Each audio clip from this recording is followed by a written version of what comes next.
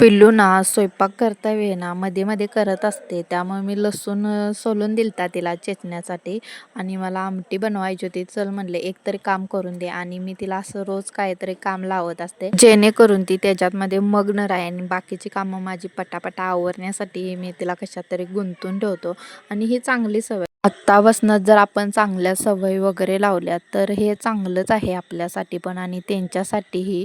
आणि मोठं झालं तर आपण कदाचित कोणतंही त्यांना काम सांगितलं तर ते नकार देतात. त्यामुळे कसं आहे लहानपणापासूनच सवय असली पाहिजे. आमचा महाराष्ट्र बेंदूर जवळ आला होता त्यामुळे आमची तयारी चालली होती गोड खडुकळ्यांची. परवा दिवशी ना आम्ही केल्या होत्या करंजा, त्यानंतर केल्या चकल्या आणि आता गोड खडुकळी चालली होती.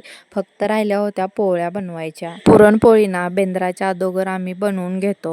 बेंदूर जर उद्याला असेल त्याच्या आदल्या दिवशी आम्ही बनवून घेतो. डोकं खूप दुखत होतं आणि काय करणार, सण आले की असं ही आपली सगळे महिलांची धावपळ असते बघा. आणि सगळं घरातली कामं पण आवरायची असते, जेवण पण, हा सण पण करायचा असतो आणि बरीचशी अशी कामं असतात. आणि माझं डोकं तरी एकदम दुखायला लागलं होतं. काल चकल्या तळायला बसले होते ना, त्या तेलाच्या वासानं डोकं जाम झालं होतं.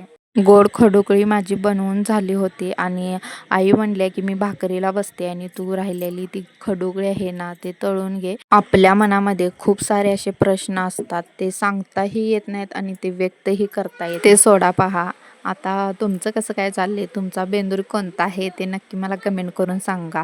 आमचा महाराष्ट्र बेंदूर आहे आणि दोनच आपले बेंदूर असतात, एक कर्नाटक आणि एक महाराष्ट्र. तुम्हा सर्वांना महाराष्ट्र बेंद्राच्या खूप साऱ्या शुभेच्छा. व्हिडिओ मी अजिबात बनवणार नव्हते, डोकं दुखते त्यामुळे. आणि चला म्हटलं असू द्या, पण एकदा आपण चालू केले, सुरुवात केली तर शेवटच करायचा.